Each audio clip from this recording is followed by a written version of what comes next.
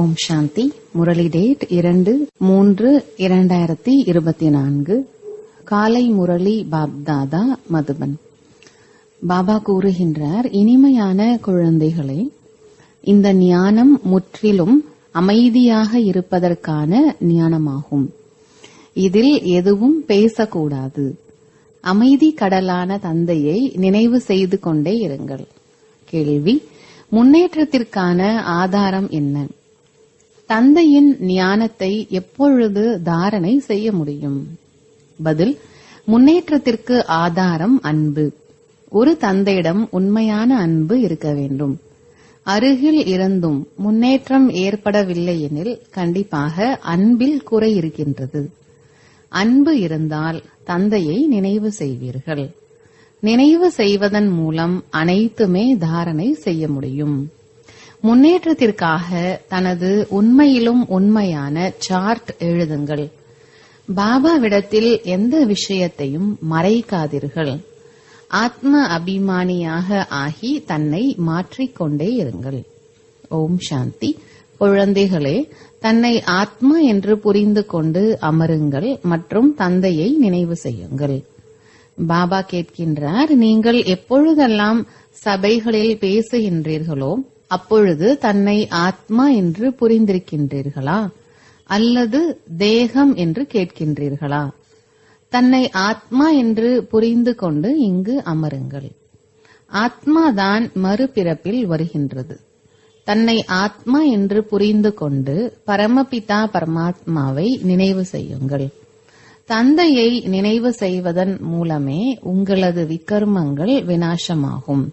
இது யோக அக்னி என்று கூறப்படுகின்றது. நிராகார தந்தை நிராகார குழந்தைகளுக்கு கூறுகின்றார், என்னை நினைவு செய்வதன் மூலம் உங்களது பாவங்கள் அழிந்துவிடும். நீங்கள் பாவனமாகி விடுவீர்கள். பிறகு நீங்கள் முக்தி ஜீவன் முக்தியை அடைவீர்கள். அனைவரும் முக்திக்கு பிறகு ஜீவன் முக்திக்கு அவசியமாக வர வேண்டும். ஆக தன்னை ஆத்மா என்ற நம்பிக்கையுடன் அமருங்கள் என்று அடிக்கடி கூற வேண்டி இருக்கின்றது.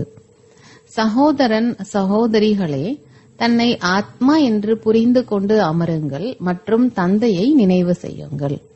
இந்த கட்டளையை தந்தைதான் கொடுத்திருக்கின்றார். இது நினைவு யாத்திரையாகும். என்னிடத்தில் புத்திக்கான யோகத்தை செலுத்தினால் உங்களது ஜென்மம் ஜென்மத்திற்கான பாவம் அழிந்துவிடும். இதை அடிக்கடி உங்களுக்கு நினைவுபடுத்தி புரிய வைக்கின்றார். அப்பொழுதுதான் ஆத்மா அழிவற்றது, தேகம் அழியக்கூடியது என்பதை புரிந்து கொள்வீர்கள். அழிவற்ற ஆத்மாதான் அழியக்கூடிய தேகத்தை தாரணை செய்து நடிப்பை நடித்து ஒரு ஷரீரத்தை விட்டு மறு ஷரீரத்தை எடுக்கின்றது. ஆத்மாவின் சுய தர்மம் அமைதியாகும். அது தனது சுய தர்மத்தையும் அறிந்திருக்கவில்லை. இப்பொழுது தந்தை கூறுகின்றார், என்னை நினைவு செய்வதால் விகர்மம் விநாசமாகும். அடிப்படை விஷயம் இதுதான். முதலில் குழந்தைகளாகிய நீங்கள் இந்த முயற்சிதான் செய்ய வேண்டும். எல்லையற்ற தந்தை ஆத்மாக்களுக்கு கூறுகின்றார், இதில் எந்த சாஸ்திரங்களும் படிக்க வேண்டிய அவசியம் இல்லை. நீங்கள் கீதையின் உதாரணம் கொடுக்கின்றீர்கள். கீதையை மட்டுமே எடுக்கின்றீர்கள். வேதங்களின் பெயர்களை ஏன் பயன்படுத்துவதில்லை என்று கேட்கின்றனர். பாபா கூறியிருக்கின்றார், வேதம் எந்த தர்மத்தின் சாஸ்திரம் என்று அவர்களிடம் கேளுங்கள். ஆரிய தர்மம் என்று கூறுவர். ஆரியர்கள் என்று யாரை கூறுகின்றனர்? ஹிந்து தர்மம் கிடையாது. ஆதி சனாதனத்தை சார்ந்தவர்கள், தேவி தேவதா தர்மத்தை சார்ந்தவர்கள். பிறகு ஆரியர் எந்த தர்மத்தை சார்ந்தவர்கள்? ஆரியர்கள் ஆரிய சமாஜத்தை சார்ந்தவர்களின் தர்மத்தினர்களாக இருப்பார்கள். ஆரிய தர்மம் என்ற பெயரே கிடையாது. ஆரிய தர்மத்தை ஸ்தாபனை செய்தது யார்? உண்மையில் நீங்கள் கீதையையும் எடுத்துக்கொள்ளக்கூடாது. முதல் விஷயம், தன்னை ஆத்மா என்று நினைத்து தந்தையை நினைவு செய்தால் சத்தோ பிரதானமாகி விடுவீர்கள். இந்த நேரத்தில் அனைவரும் தமோ பிரதானமாக இருக்கின்றனர். முதலில் தந்தையின் அறிமுகத்தையே கொடுக்க வேண்டும்.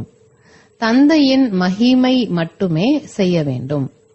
நீங்கள் சுயம் தந்தையை நினைவு செய்கின்ற பொழுதுதான் இவ்வாறு உங்களால் கூற முடியும். இந்த விஷயத்தில் குழந்தைகளிடத்தில் பலவீனம் இருக்கின்றது.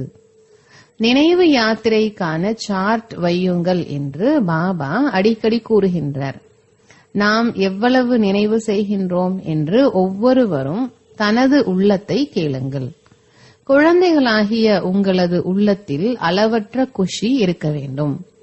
உங்களுக்குள் அளவற்ற குஷி இருக்கின்ற பொழுதுதான் மற்றவர்களுக்கு புரிய வைக்கின்ற பொழுது தாக்கம் ஏற்படும்.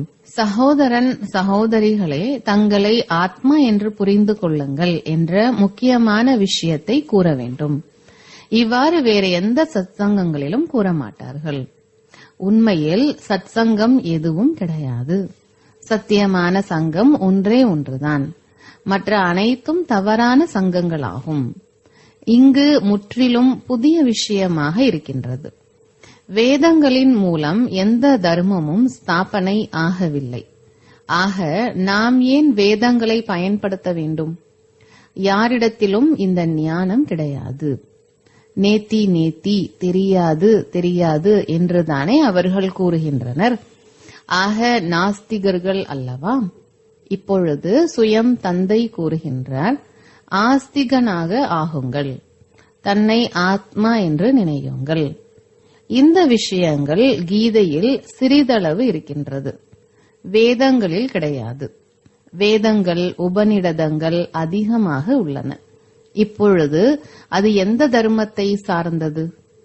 மனிதர்கள் தங்களது விஷயத்தையே கூறுகின்றனர். நீங்கள் யாருடையதையும் கேட்க வேண்டாம். தந்தை எளிமையாக புரிய வைக்கின்றார். தன்னை ஆத்மா என்று புரிந்து என்னை நினைவு செய்தால் பாவனமாக ஆகிவிடுவீர்கள். ஆகையால் உலக சரித்திர பூகோளத்தை அறிந்து கொள்ள வேண்டும். உங்களது இந்த திருமூர்த்தி சக்கரம் மிகவும் முக்கியமானது. இதில் அனைத்து தர்மங்களும் வந்துவிடுகின்றது. முதலாவது தேவி தேவதா தர்மமாகும். திருமூர்த்தி சக்கரத்தை பெரியதாக செய்து டெல்லியின் முக்கிய இடங்களில் அதிகமானவர்கள் வந்து செல்லக்கூடிய இடங்களில் வையுங்கள். தகடுகளில் போர்டு இருக்க வேண்டும்.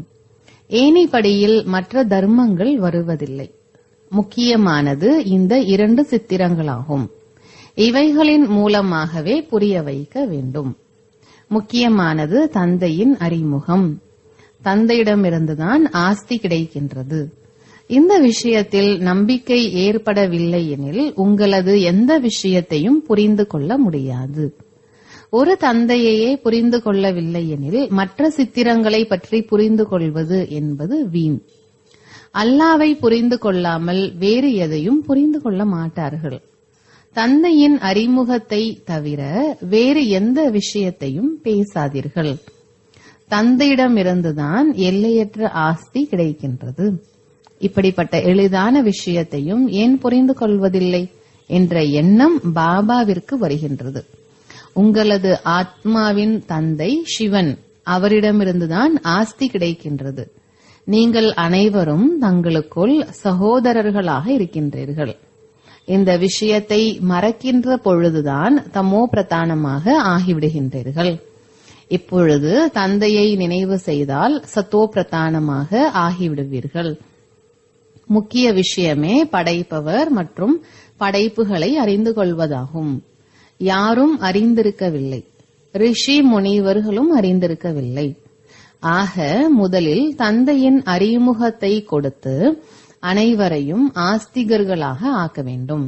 என்னை அறிந்து கொள்வதன் மூலம் நீங்கள் அனைத்தையும் அறிந்து கொள்கின்றீர்கள் என்று தந்தை கூறுகின்றார். என்னை அறிந்து கொள்ளவில்லை எனில் நீங்கள் எதையும் புரிந்து கொள்ள முடியாது. நீங்கள் தங்களது நேரத்தை வீணாக்கி கொண்டிருக்கின்றீர்கள். சித்திரங்கள் போன்றவை நாடகப்படி உருவாக்கப்பட்டிருக்கின்றது. அவைகள் சரியானதாக இருக்கின்றது. ஆனால் அவ்வளவு முயற்சி செய்கின்றீர்கள். இருப்பினும் யாருடைய புத்தியிலும் அமருவது கிடையாது. பாபா, நாங்கள் புரிய வைப்பதில் ஏதாவது குறை இருக்கின்றதா என்று குழந்தைகள் கேட்கின்றனர். ஆம், தவறு இருக்கின்றது என்று பாபா உடனேயே கூறிவிடுகின்றார். பாபாவை புரிந்து கொள்ளவில்லை எனில் உடனேயே கிளம்ப ஆரம்பித்து விடுகின்றனர். எது வரைக்கும் தந்தையை புரிந்து கொள்ளவில்லையோ அது வரைக்கும் உங்களது புத்தியில் எதுவும் அமராது என்று கூறுங்கள். நீங்களும் ஆத்ம அபிமானி நிலையில் இல்லாத வரைக்கும் கண்கள் கெட்டதாகவே இருக்கும். தன்னை ஆத்மா என்று புரிந்து கொள்கின்ற பொழுதுதான் கண்கள் நல்லதாக ஆகின்றது. ஆத்ம அபிமானியாக இருந்தால் பிறகு உங்களை கண்கள் ஏமாற்ற முடியாது.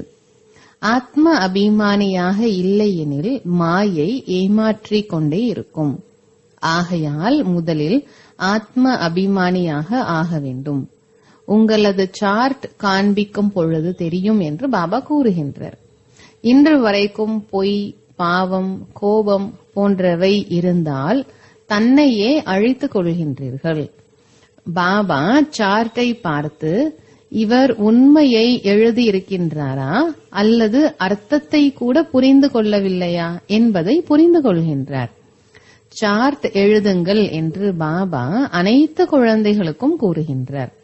எந்த குழந்தைகள் யோகாவில் இருப்பதில்லையோ அவர்களால் சேவையும் செய்ய முடியாது. அம்பில் கூர்மை இருக்காது, கோடியில் சிலர் வெளிப்படுவார்கள் என்று பாபா கூறுகின்றார். ஆனால் நீங்கள் யோகா செய்யவில்லை என்றால் மற்றவர்களுக்கு எப்படி கூறுவீர்கள்? சுகம் காக்கை எச்சிலை போன்றது என்று சன்னியாசிகள் கூறுகின்றனர். அவர்கள் சுகத்திற்கான பெயரை பயன்படுத்துவதில்லை. பக்தி அதிகமாக இருப்பதை நீங்கள் அறிந்திருக்கின்றீர்கள். அதில் எவ்வளவு சப்தங்கள் உள்ளன. உங்களது ஞானம் மிகவும் அமைதியானது. தந்தை அமைதி கடலானவர் என்று கூறுங்கள். தன்னை ஆத்மா என்று புரிந்து கொண்டு தந்தையை நினைவு செய்ய வேண்டும். பாபா கூறுகின்றார், மன்மனா பவ. இந்த வார்த்தையும் கூற வேண்டாம்.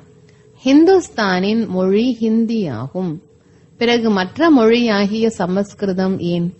இப்பொழுது இந்த அனைத்து மொழிகளையும் விட்டுவிடுங்கள். தன்னை ஆத்மா என்று புரிந்து கொள்ளுங்கள் என்று முதலில் சொற்பொழிவு செய்யுங்கள்.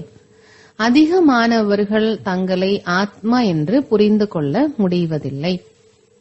தந்தையையும் நினைவு செய்ய முடிவதில்லை. தனது நஷ்டத்தை யாரும் புரிந்து கொள்வதில்லை. தந்தையின் நினைவில்தான் நன்மை இருக்கின்றது. தன்னை ஆத்மா என்று புரிந்து கொண்டு தந்தையை நினைவு செய்யுங்கள் என்று வேறு எந்த சத்சங்கத்திலும் கூறுவதில்லை. குழந்தைகள் ஒரு பொழுதும் ஒரே இடத்தில் அமர்ந்து தந்தையை நினைவு செய்வார்களா என்ன? எழுந்தாலும் அமர்ந்தாலும் தந்தையின் நினைவு இருக்கும். ஆத்ம அபிமானியாக ஆகும் பயிற்சி செய்ய வேண்டும். நீங்கள் அதிகமாக பேசுகின்றீர்கள். அந்த அளவிற்கு பேச வேண்டாம். நினைவு யாத்திரைதான் முக்கிய விஷயமாகும். யோக அக்னியின் மூலம்தான் நீங்கள் தூய்மையாக ஆவீர்கள். இந்த நேரத்தில் அனைவரும் துக்கமானவர்களாக இருக்கின்றனர். தூய்மை ஆவதன் மூலம்தான் சுகம் கிடைக்கின்றது. நீங்கள் ஆத்ம அபிமானியாக ஆகி மற்றவர்களுக்கு புரிய வைத்தால் அவர்களுக்கு அம்பு பதியும். சிலர் தான் விகாரியாக இருந்து மற்றவர்களுக்கு விகாரமற்று இருங்கள் என்று கூறினால் அவர்களுக்கு, அதாவது அவர்கள் சொல்பவர்களுக்கு அம்பு பதியாது.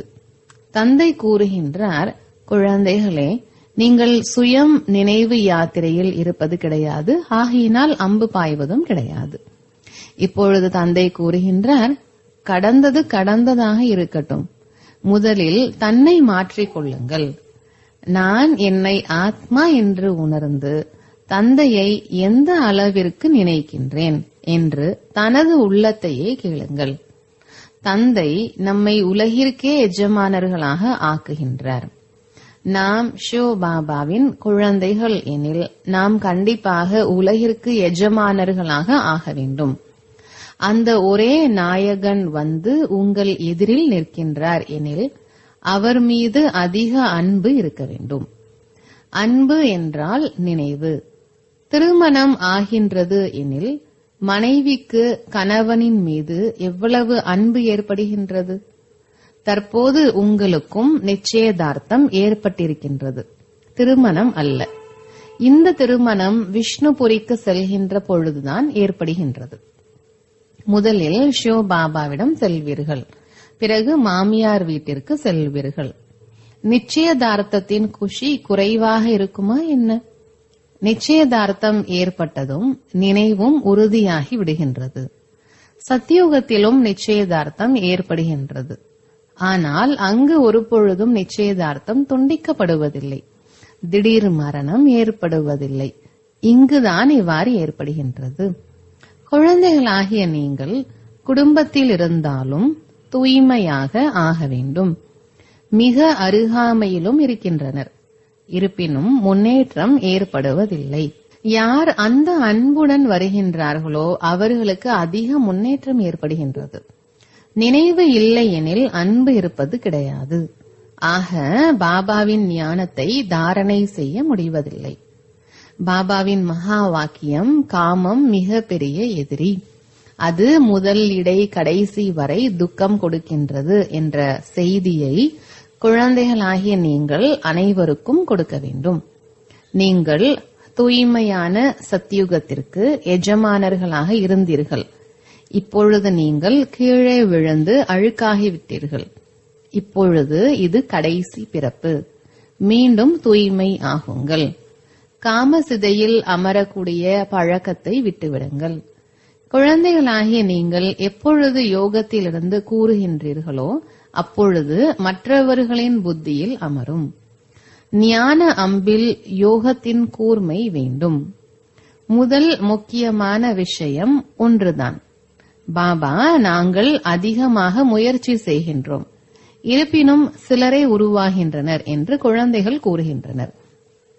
யோகாவில் இருந்து புரிய வையுங்கள் என்று பாபா கூறுகின்றனர். நினைவு யாத்திரைக்கான முயற்சி செய்யுங்கள். ராவணனிடத்தில் தோல்வி அடைந்து விகாரிகளாக ஆகிவிட்டீர்கள். இப்பொழுது நிர்விகாரிகளாக ஆகுங்கள். தந்தையின் நினைவின் மூலம் உங்களது அனைத்து மன ஆசைகளும் நிறைவேறிவிடும். பாபா சொர்க்கத்திற்கு எஜமானர்களாக ஆக்குகின்றார். பாபா அதிக கட்டளைகளை கொடுக்கின்றார். ஆனால் குழந்தைகள் நல்ல முறையில் எடுத்துக்கொள்வது இல்லை. பிற விஷயங்களில் சென்று விடுகின்றீர்கள். முக்கியமானது தந்தையின் செய்தியை கொடுப்பது. ஆனால் தானே நினைவு செய்யவில்லை எனில் மற்றவர்களுக்கு எப்படி கூறுவீர்கள்? ஏமாற்றும் வேலை நடக்காது. விகாரங்களில் செல்லாதீர்கள் என்று மற்றவர்களுக்கு கூறிவிட்டு தான் சென்றால் உள்ளத்தில் வருத்தம் ஏற்பட்டுக் கொண்டே இருக்கும். இப்படி ஏமாற்றக்கூடியவர்களும் உள்ளனர். ஆகையால் பாபா கூறுகின்றார், முக்கியமான விஷயம் தந்தை. தந்தையை அறிந்து கொள்வதன் மூலம் நீங்கள் அனைத்தையும் தெரிந்து கொண்டவராக ஆகின்றீர்கள். தந்தையை தெரிந்து கொள்ளாததால் நீங்கள் எதையும் புரிந்து கொள்ள முடியாது. நல்லது. இனிமையிலும் இனிமையான செல்ல குழந்தைகளுக்கு தாய் தந்தை பாப் தாதாவின் அன்பு நினைவுகள் மற்றும் காலை வணக்கம். ஆன்மீக குழந்தைகளுக்கு ஆன்மீக தந்தையின் நமஸ்காரம். தாரணைக்கான முக்கிய சாரம். முதலாவது, உள்ளுக்குள் தந்தையை நினைத்து மகிழ்ச்சியாக இருந்து கொண்டே மற்றவர்களுக்கும் தந்தையின் அறிமுகத்தை கொடுக்க வேண்டும். அனைவருக்கும் ஒரு தந்தையின் மகிமையை கூற வேண்டும். இரண்டாவது, ஆத்ம அபிமானியாக ஆகக்கூடிய பயிற்சி அதிகமாக செய்ய வேண்டும். அதிகமாக பேசக்கூடாது. கடந்த காலங்கள் கடந்தவைகளாக இருக்கட்டும். முதலில் நீங்கள் உங்களை மேம்படுத்திக் கொள்ள வேண்டும்.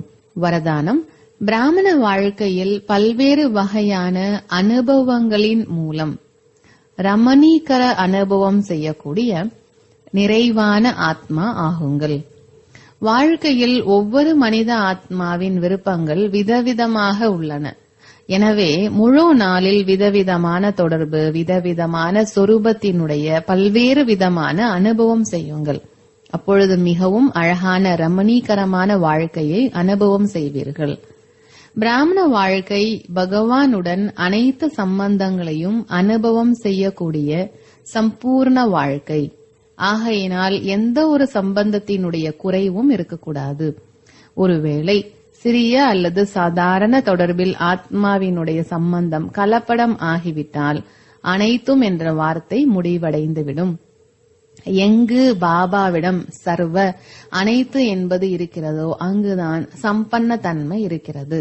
ஆகையினால் அனைத்து சம்பந்தங்களால் நினைவு சொரூபம் ஆகுங்கள். ஸ்லோகன்: தந்தைக்கு சமமாக அவ்யக்த ரூபம் ஆகி இயற்கையினுடைய ஒவ்வொரு காட்சியையும் பார்த்தீர்கள் என்றால் குழப்பத்தில் வரமாட்டீர்கள். நல்லது. ஓம் சாந்தி.